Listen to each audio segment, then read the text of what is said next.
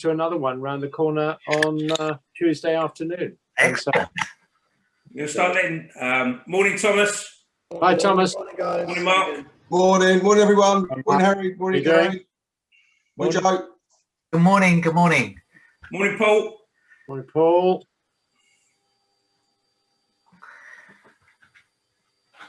Good. We're getting there. So what we normally do, Joe, is if we go in, say, maybe 2 minutes over past, wait for some people who may be late, and then we start about 9:32, something like that. Absolutely fine. Perfect. Everyone all right? Good, thanks. Nearly the weekend. Thomas, that looks a unique location. You're sitting over there. Yeah, Morning, Hi, morning. Camden. I'm in above Camden Market in like a co-working space. As you can see, it's basically all my office. Wonderful. My office today. Wonderful. You hear them?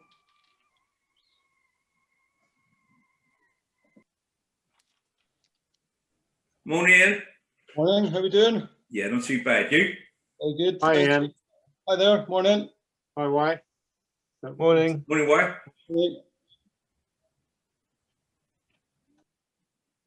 Joe, are you interviewing a lot of potential policemen at the minute, or is that becoming unpopular? It happens I am, yes. I've sort of alternated. I've had a couple of days of doing that this week.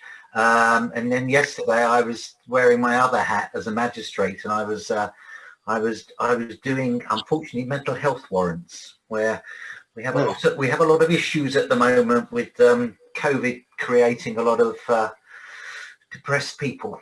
So we have to get them sorted. So I'm sure. Yes, you must get that a lot, I'm sure. Tell me, I mean, do the magistrates' courts, can you operate virtually, or you operate physically? We're doing both. So as it happens, yesterday I was sitting as a sole magistrate with a legal advisor, remotely doing warrants, but also I'm sitting in court as well. So we are continuing the court process. We're actually trying to get through a heavy backlog as well. Yeah, I'm sure. I mean, there must be a massive backlog. Isn't There is. Yeah, but we're getting there. Yeah. Right. We've got a good number now, Joe. I think it's nearly 20 in the group. Excellent. So, do you want to start? Make a start, Joe. So Joe's very good.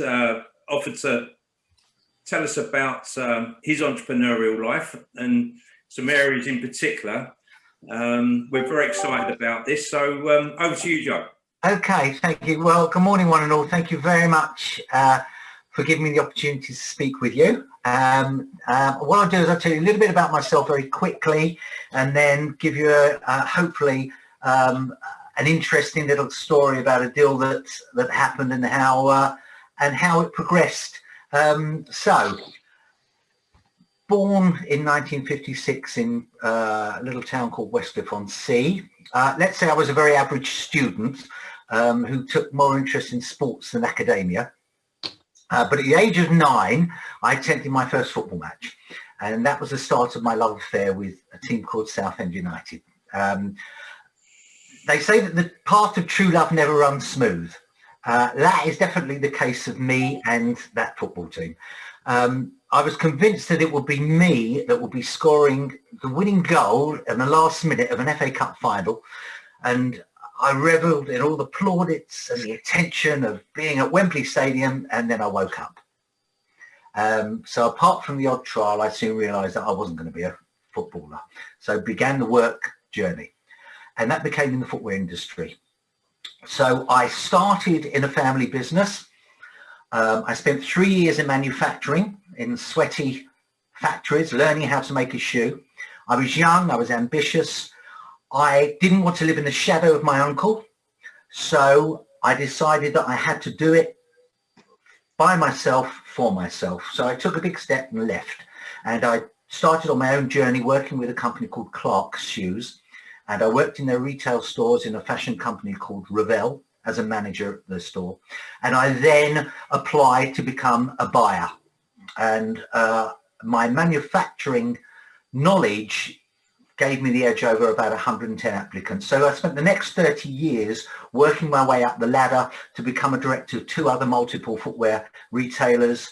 I built up my own business agency with a nucleus of 12 factories in Portugal, supplying the likes of Next.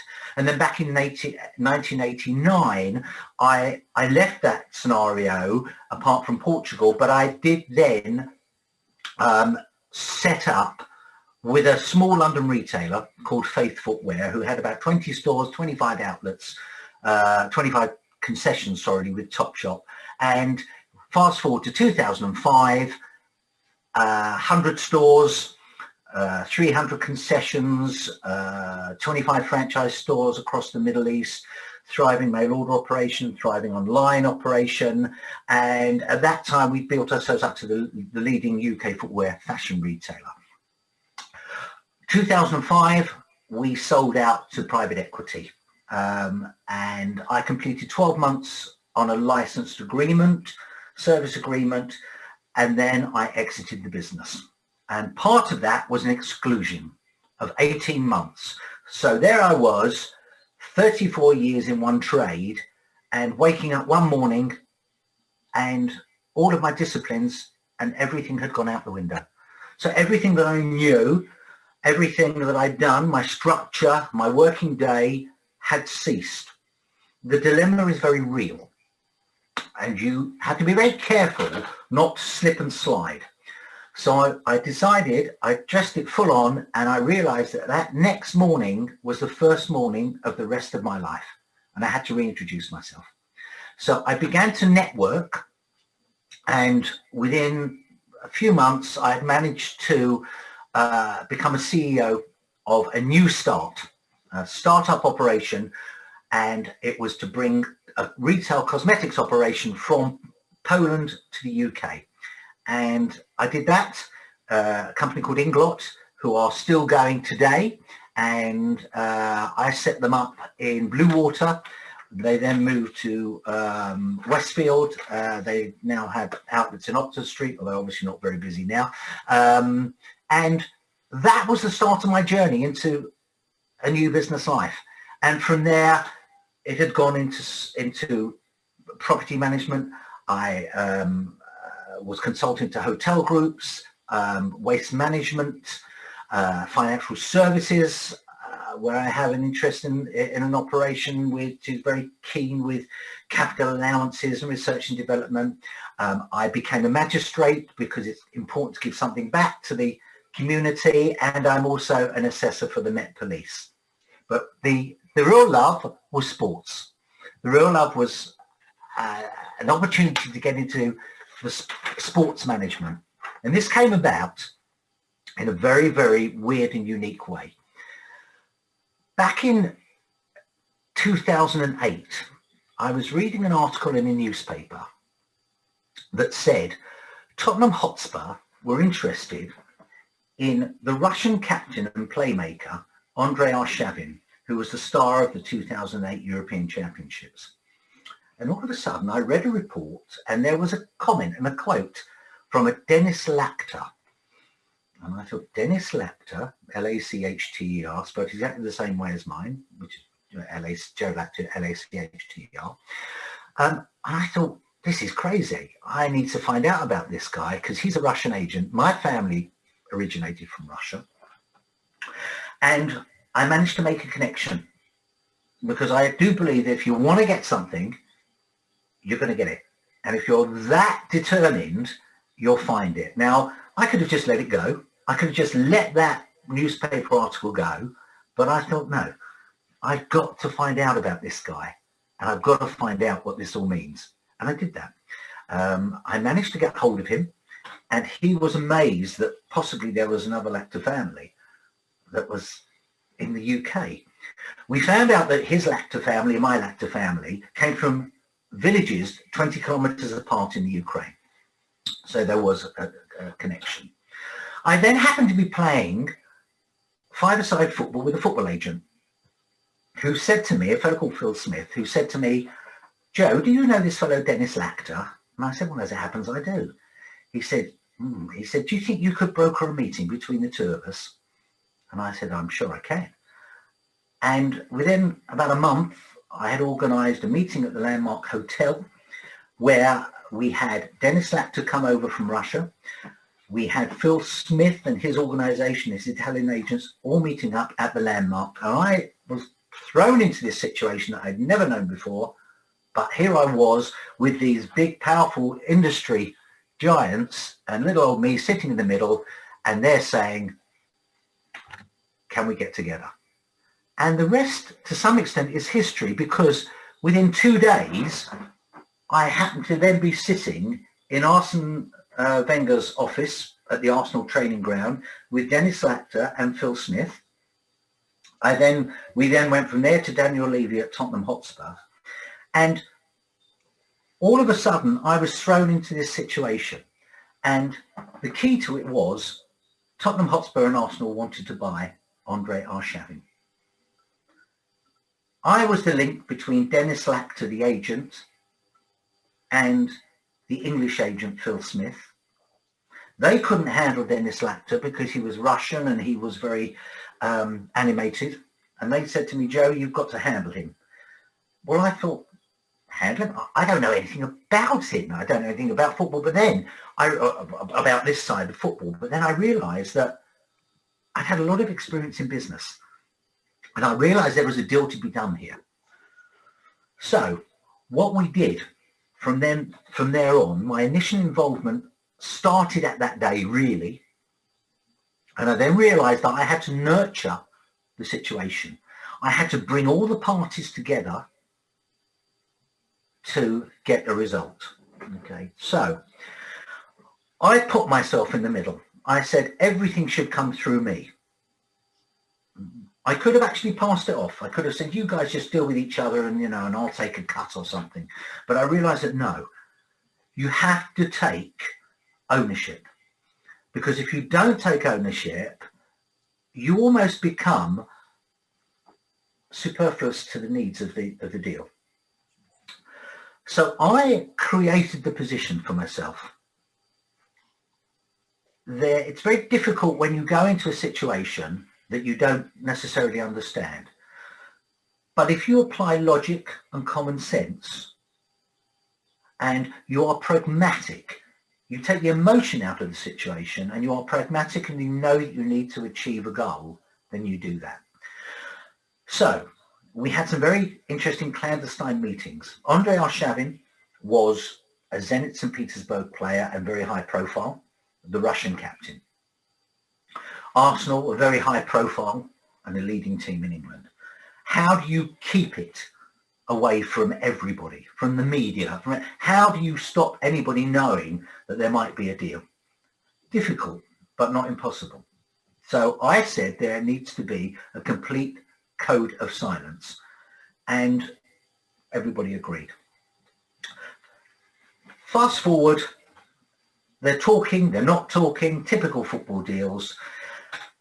We have a transfer window and it is January and there is one chance to make this deal work. We managed to get the player, who happened to be at that time in Dubai on a training course or a training camp with Zenit St. Petersburg. We managed to clandestine sign in a way that we could do it, where we got him from there.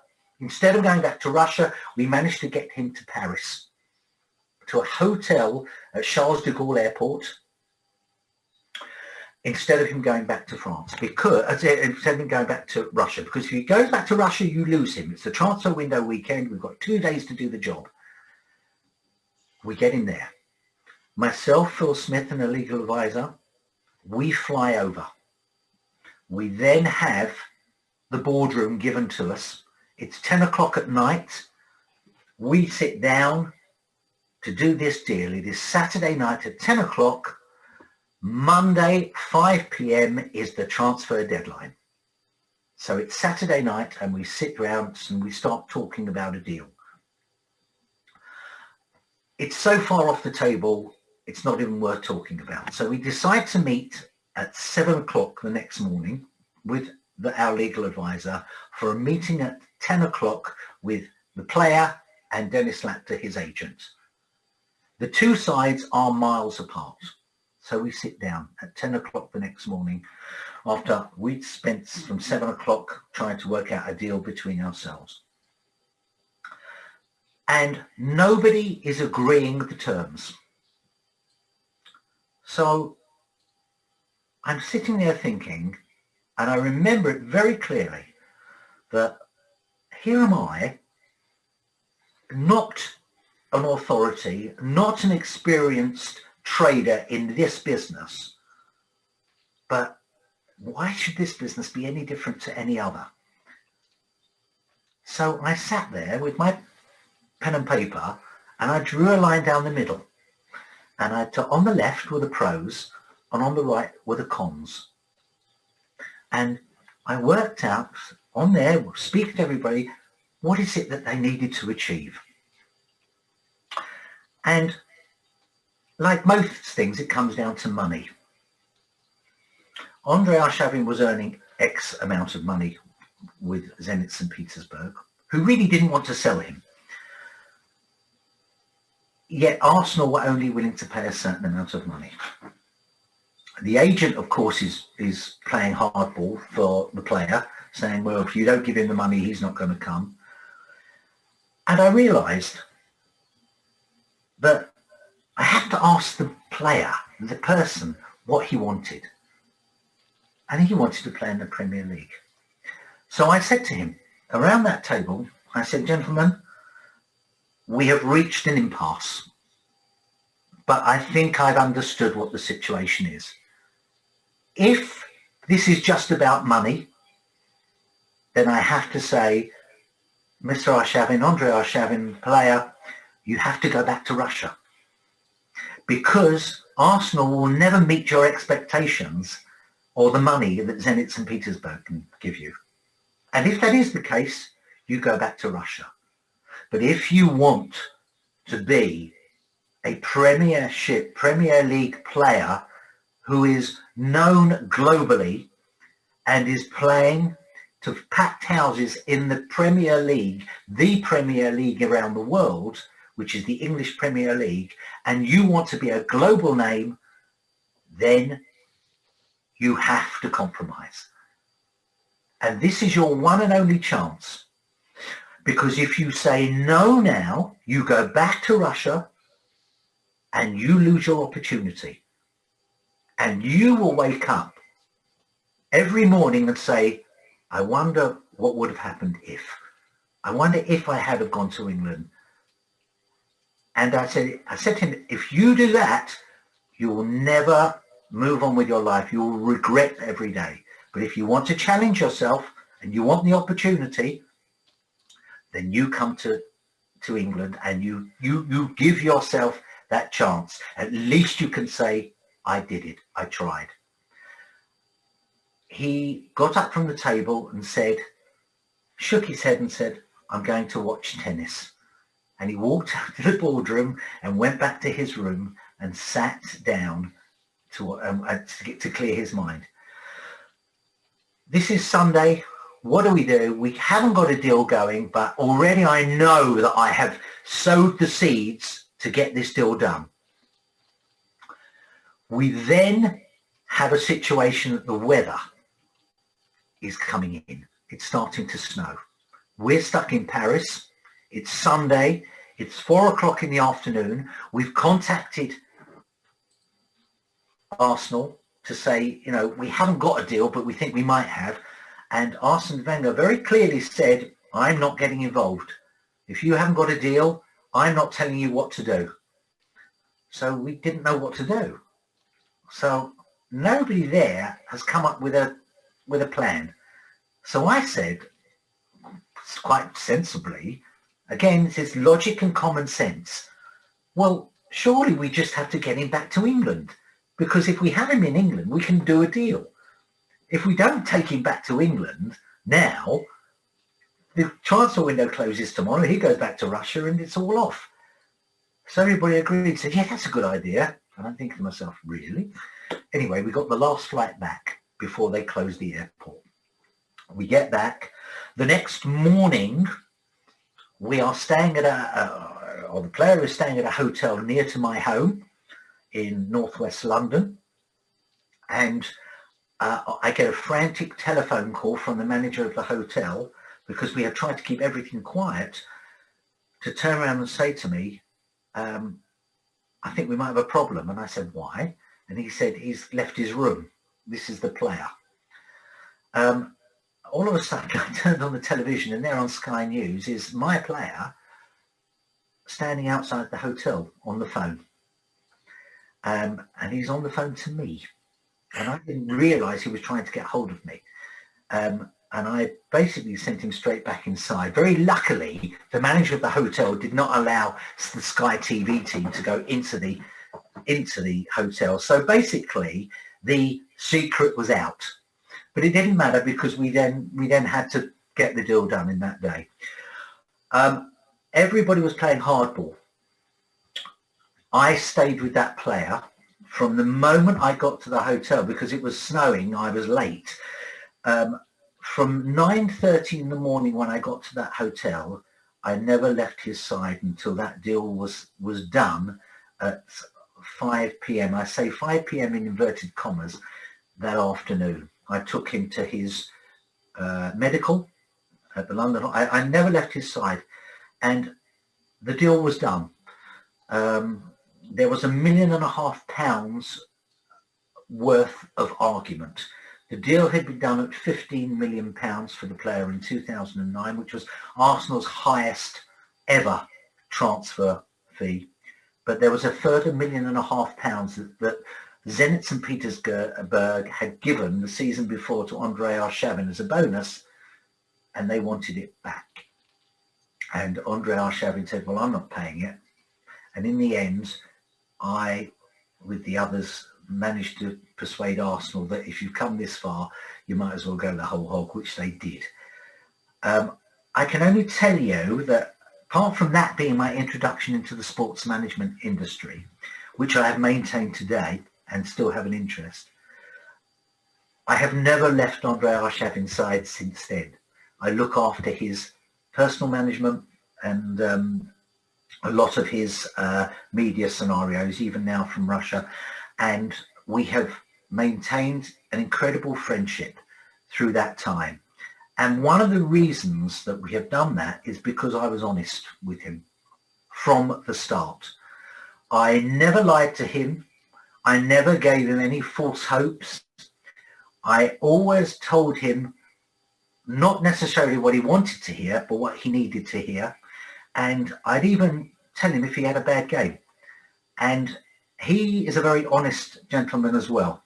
And we have maintained a business and a personal relationship since 2009 when he signed for Arsenal. And that is one story within my business life. It's an interesting one because there are lots of little things that happened along the way where we had to hide the player from going into the Arsenal ground, and I literally had him on the floor in the back of my car wearing my baseball cap so nobody would recognise him as we drove through the Arsenal car park. Lots of little things like that and lots of interesting things. But the key to it was that I had gone into a business that I knew nothing about. I'd managed to create a position within the deal that made me pivotal to that deal happening. I managed to build a business around that. I managed to maintain relationships, and it was and remains a very good revenue stream for me. And off the back of that, of course, I have other interests within the sports management scenario. What it tells you is that if you want something badly enough, you can get it. People turn around and say, oh, you're going to have the luck. Every morning that you wake up is an opportunity. You don't necessarily know what it's going to be on that day, but there will always be opportunities. And you have to have an open mind. You have to recognize that there are opportunities. Some will be obvious, some won't be. So you have to think outside the box. But you also have to remember that, obviously, we have to go through the difficulties of living our life on a daily basis. But life is not a dress rehearsal. We have one shot at it. So we want to give it our best shot. And we don't want to have regrets. I through all my business life, I have made decisions. Some of them are good. Some of them haven't been that good. We make mistakes because we are human. And to err is to be human. But those mistakes form part, hopefully, of our experiences in life. The biggest mistake is not learning from it. So you must never make the same mistake twice. That's something which, for me, is paramount if you wish to progress. If you also must have honesty and integrity. We work in a world today where 50 to 100 years ago, business was done in brown envelopes, where it was all about, well, you look, scratch my back, I'll scratch yours. Here's a brown envelope, I'll get you that deal. It doesn't work like that today. It is far more organized. A lot of business is more corporate, but the most important thing is the communication and the relationship. It's building trust amongst others. I always say when I'm doing a deal, and this was perfectly highlighted when I did the Arshavin deal, was to put myself on the other side of that desk. What is it they needed to hear from me that got me what I needed from them? You have to think outside the box. Think about all the eventualities that can happen, but the one you have to focus on is the one that needs to get you that result. Now, I'm sure within all your businesses, you will be able to turn around and say, well, I had a situation where I perhaps should have done this, should have done that. If I'd have thought about this, thought about that. That is the experience that you take in to the next deal. And the other thing is that when you're setting up, and it's always good to take advice from people, A, within the industry, or A, within the business world, or within a world that can contribute to getting you where you need to go. I've always been confident in my ability to do something when I know that it's there for me to do. I'm not going to become a high jumper. Why? Because I know I can't high jump. So I'm not going to go out of or into something which I know is not me. You have to have some form of passion and some form of ability to perform within wherever it is you want to go. But never be afraid to put your hand up and say, you know what, I don't understand that. Can you run that past me again? I need to understand what you're saying to me. I need to take it in. I need so I can I can give back to you what it is that you need. So always be open for advice. And there are such simple ways of doing things when people take a difficult route. And I do believe that a lot of people can't see the wood for the trees because they're so engrossed in their passion or what it is that they may be doing, that perhaps just standing back, taking a pragmatic approach and applying the logic and common sense to the situation will get you a quicker and better result. Maintain respect for everybody at all times. That's another thing, is that never believe that you're above anybody else that you might be talking to. Let them know that you are confident, that you are capable, that you can give them what they want, but always let them believe they have an important role. And that happens with every customer, because every customer needs to believe that they're your only customer, or that they're your most important customer. That will allow you to build a relationship with them, which hopefully takes a long-term route. I look back at so many experiences in life, and you can turn round and say to yourself, I'm happy with what I've done, or I could have done better. If you turn around and say I could have done better, then start doing better now. Every day is a new opportunity. Don't let a little failure spoil you for success in the future. Use every experience as a learning curve to take you where you need to be. As I say, I could give you many other stories of situations through business where I've just literally applied logic and common sense, and I've been able to help people out. And that's probably my passion, is being able to help people, is giving people a helping hand along the way to what they need to achieve. And that really is my story. So I'm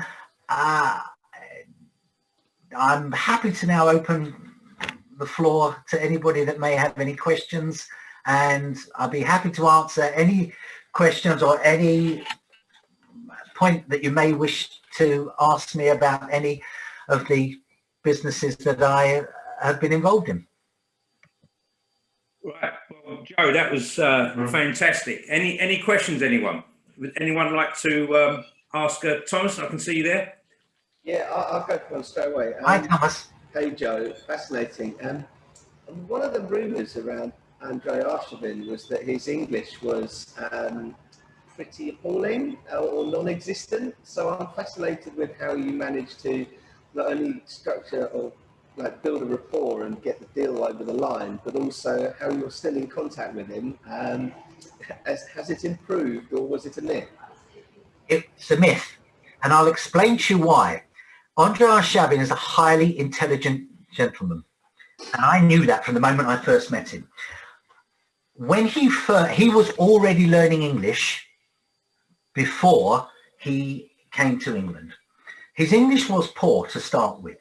He understood far more than he spoke. So the first thing that I did when he got here was I spoke to Paul Irwin, the liaison guy at Arsenal, and said, can we please arrange English lessons? And I promise you, within 6 months of him being here, he could hold a conversation like we're having now. Of course, a little bit more limited, and his accent wasn't good, but he was far cleverer than you would assume. And I will tell you how an example of how that worked. When it came to deciding that Russia were, when they were looking to do the World Cup, it was going to be England, it was going to be Russia, and they had to do a presentation. It was December, can't remember the year, 2013 or so, whatever it was, 2014. The Russian government wanted Andrei Arshavin to do the presentation. David Beckham did the presentation for England, and he said, no, I can't do it. And I said, of course you can. I said, not only can you do it, you will do it. And he stood up there and he did the presentation in English. And Russia got the vote, and the World Cup went to Russia. So I hope that dispels the thing. I never learnt Russian.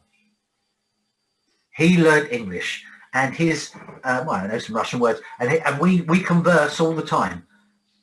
And he likes to converse because he likes to keep his English going. So yeah. Thank you, Joe. Ruben.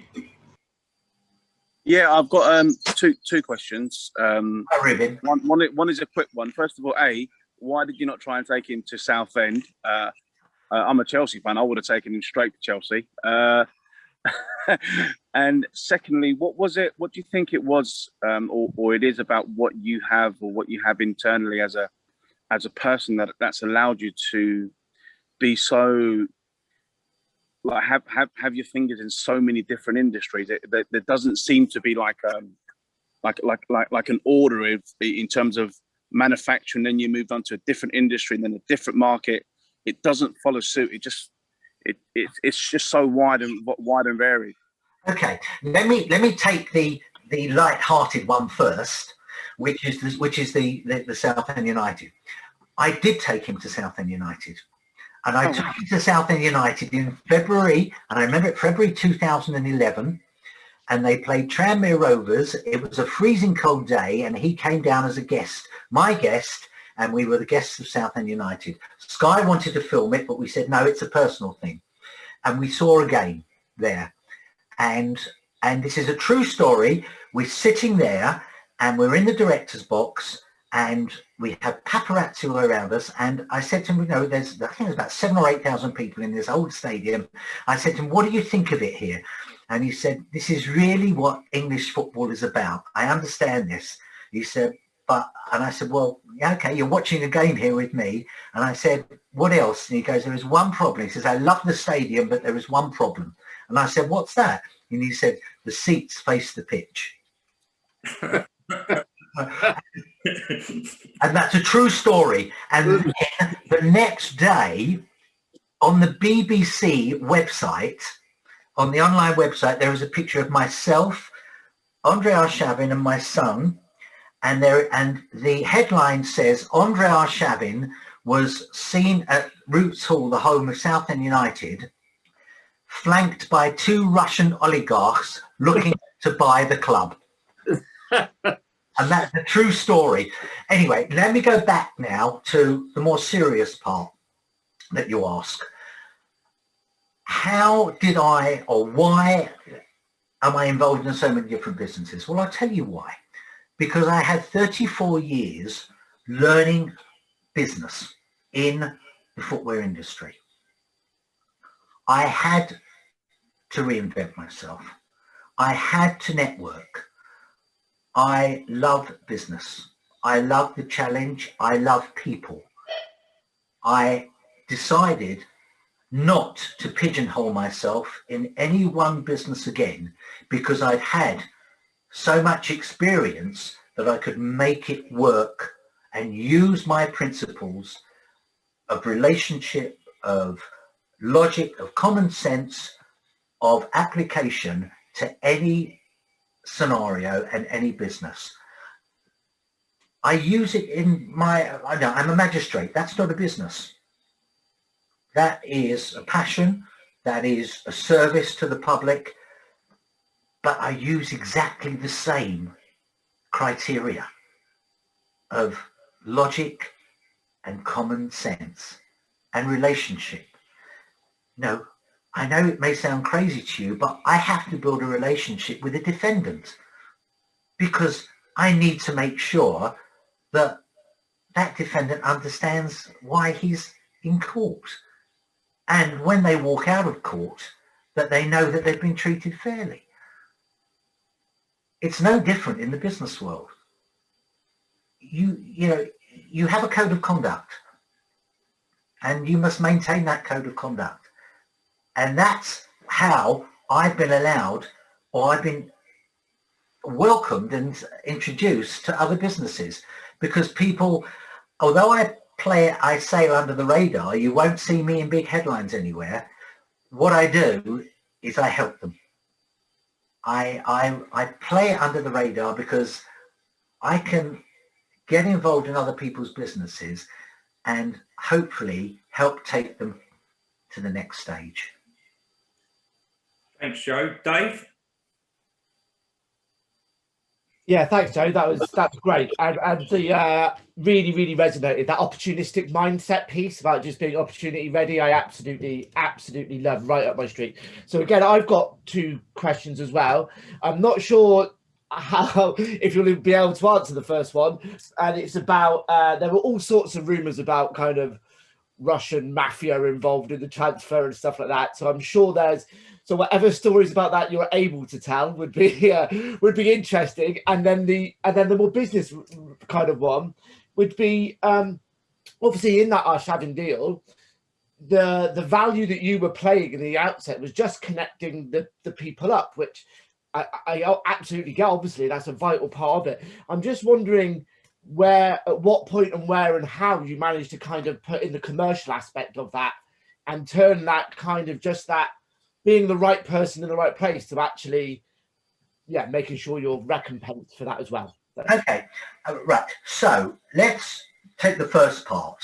When it is like anything. When you hear about a country, 9 times out of 10, if it's a country that you don't know about, you are only informed by the media and or and others that may have a personal interest. I can only tell you that I don't conduct myself in any other way than honest, in an honest and with integrity. I can tell you now, I personally, and I'll go on like, have no connection and have had no connection with any Russian mafia whatsoever. No more probably than you have had. Yeah, I wasn't suggesting you did personally, Joe. I just want to make that. No, but what I'm saying is that of course it exists, but it didn't exist within this deal. Okay, and in fairness, Arsenal wouldn't get involved in anything like that either. So the answer is no from that point of view. Right, so just take me through the second point again, is that you want to know how I got the remuneration side of it. Is that what you wanted to know? Yeah, where you brought that into the conversation and made sure because it's not always an easy thing to bring up when you're doing that connecting piece, making sure that you're okay. Fine. Let me tell you how it transpired. Okay. When I was approached by the Arsenal agent, I made it quite clear that I can't do this for nothing. I'm going to the expense of, some people might turn around and say, oh, great, you're going to be mixing with football. Who'd want to be paid for that? No, this is business.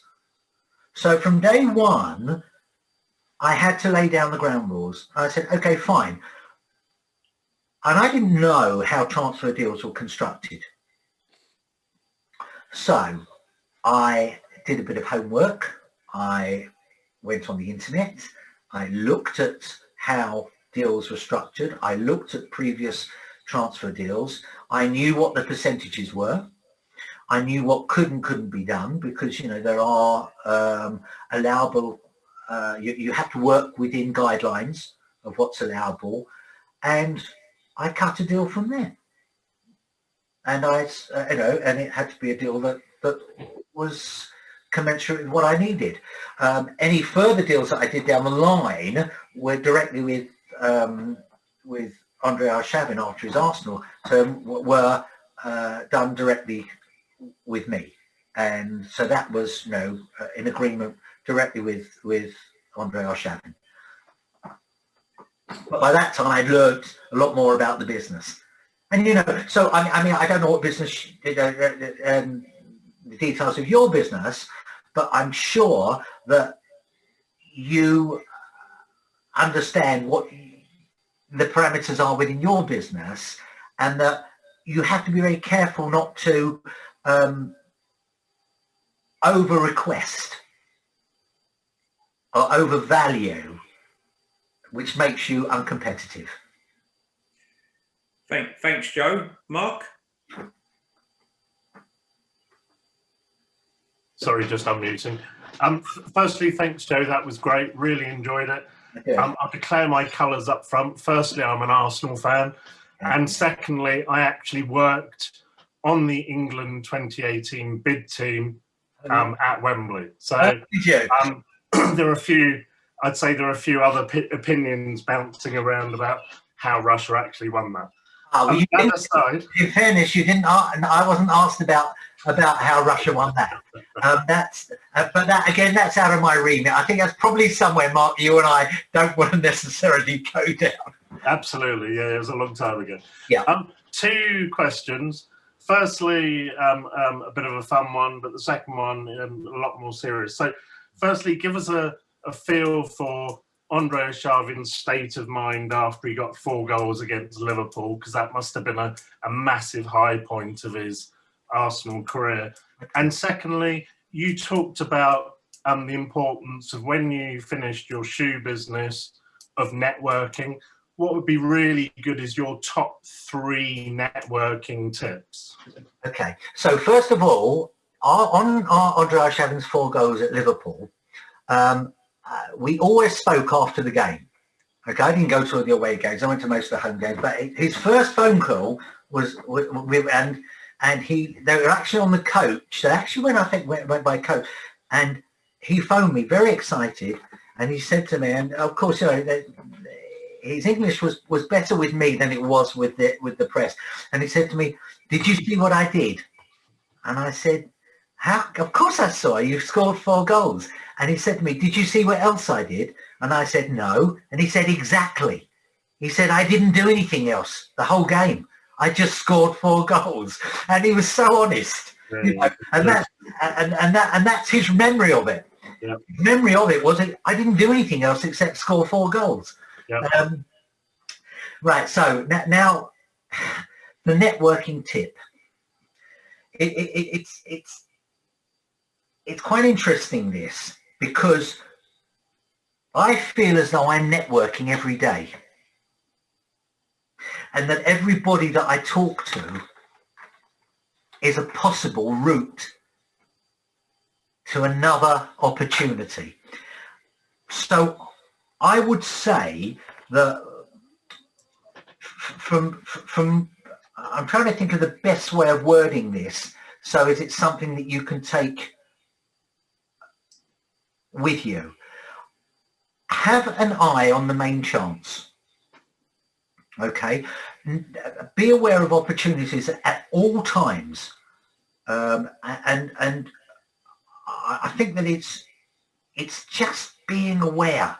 It's even if you go out to the shops and you know you're walking past and say there could be a shop there and there's a sign up on the shop and it says something, it triggers something in your brain that says, "Oh, there's an idea there. And how do I go about it?" Do your homework. If you decide that your business is, I don't know what it is, it could be anything. It could be, say it's sports. Say it's sports. Do your homework, right? No, say, "Oh, I met Joe Lachter. He knows something about sports. I'm going to contact him. I'm going to ask him." Now, if you go through your working life and you go through all of the people that you've met or haven't met, I would say that most of them will be in a different business than yours. Which means that they have got experience and knowledge of something that you don't have. Now, that should be in your little black book, because you should be calling on that, because you never know when you might need it, and it's there, and you go to that person. Never be afraid to ask. Mm-hmm. Yep. Thank you. Does that help you? Yeah, no, it's good. Yep, thank you very much. Daniel? No, that's good, thank you. Thanks, Mark. Me? Yeah. Did you say me? Oh, sorry. Hi, Joe. Thanks so Daniel. much. I loved your. Oh, I was so hooked on all of your story. Thank you so much. Well, I've got two fun questions. I was trying to think of a more businessy one, but these are my two. So, okay, my first question was, do you think you would have been happier as a footballer in the end? Like if you could, what was it that kind of stopped you thinking you could be a footballer? My second one was, I noticed I read your bio thing and you said you've been married for 38 years as well. And so any tips on that? I will tell you, yeah, I will. First of all, okay, I actually realised that I couldn't be a footballer because I suffered from a thing called LOAT, which is L-O-A-T. And that is lack of actual talent. I was a very average footballer. I loved football. Would I have liked to have been a footballer? No, because you know what? I am what I am. I played football. I enjoyed football, but you know what? I was never going to be a professional footballer. I've been lucky enough to be involved in football. So, so from that point of view, no, as I say, I don't have any regrets. I only have experiences. And with regard to 38 years of marriage, yeah, I have to be very diplomatic here. But I would turn around and say, when they say that behind every successful man there is a good and even stronger woman, I'm going to hold my hand up and say, yeah, that's absolutely right. That my wife has been my confidant, my sole partner, and the mother of my two children, and she's been instrumental in me being who I am today. I would also say that we never really got divorced because neither of us ever wanted custody of the kids. So no, I can't. That's my humour coming through. But no, but do you know what? I tell you what. Being serious, marriage, it's hard work. You have to work at marriage. You can't, and it's compromise. No, you and if you're not willing to compromise, you're not going to get anywhere. And am I a good husband? I question that every day. Am I a good father? I question that every day, because you know what? We all have to do our bit, and sometimes we get it right, sometimes we get it wrong. But generally, if you get it more right than wrong, you got a chance. Good question, Danielle. And we've got Paul, then I think we've got Harry. Yeah, thanks. That was really, really great. I love that, Joe. Thank you. I love your the way you talk about sort of offloading logic, common sense, and being pragmatic. That's really the sort of the rules in life that I try to play by, and I try to be really systematic about things. And as you say, take the emotion out of them and just focus on the end goal and work step by step towards it. But I thought that the way you summed it up and framed it was really beautiful. Thank you. I wanted to take you back to your retail roots, if I may, because I run a business which works with all sorts of brands, helping them to grow. But one of the areas that I've done a lot of work in is retail. And that's really struggling right now because, yeah, online's growing, but online's difficult for brands and for retailers because you lose the element, you only get people who are searching for a specific thing. You don't get that kind of impulse, that kind of browsing. It's really hard to break through as a new brand because it's hard to get found. So yeah, with your experience in retail, I'd be really interested to know what you think the future is, in particular of bricks and mortar retail. Yeah, it's an interesting one. I worry about the bricks and mortar, and I'll explain to you why. Because the next generation is a digital generation, and it's very much a throwaway generation. And whilst the older generations were brought up on bricks and mortar, and it was the experience of going into a store, it was the experience of feeling the product. Today's consumer is very much, I want it here and I want it now. and I want it the easiest way. And COVID has just basically given that greater progression. My worry is that that becomes the norm, that they don't want to go to bricks and mortar because it's not convenient for them. And that's my biggest concern, is that how do you reinvent the high street? And some of the issues that you have, and I go through this with my property boys, is that rates is a different thing because it's a government thing. But when it comes to landlords, when it comes to tenancy agreements, when it comes to the cost of running a store, compared to the cost of running a digital operation, it's far more expensive.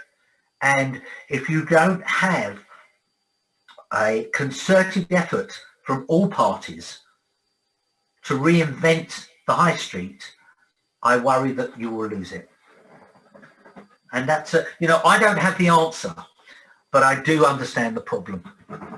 And I think that that is, for me, I may be wrong, but I think that the digital retailer, the digital market, is likely to have a far greater presence.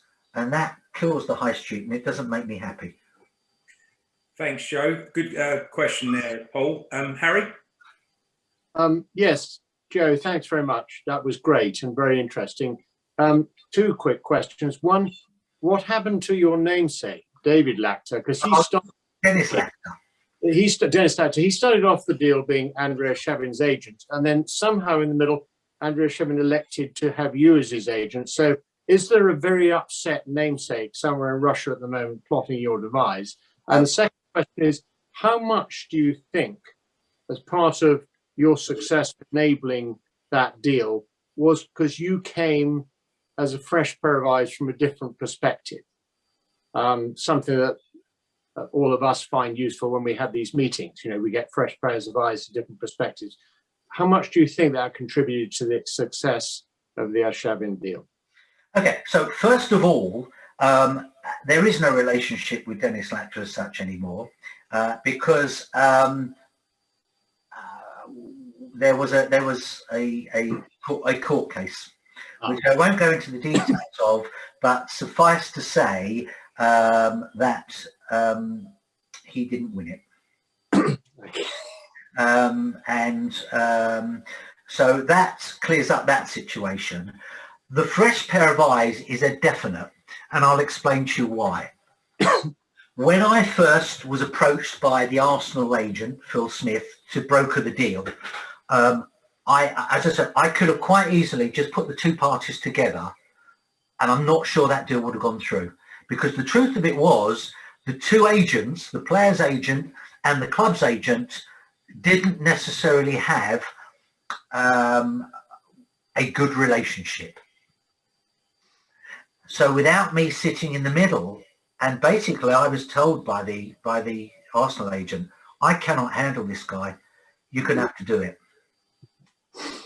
And I could have walked away, but I don't think the deal would have been done.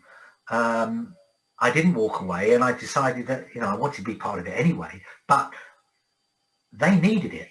They needed this guy sitting in the middle. And so many businesses do.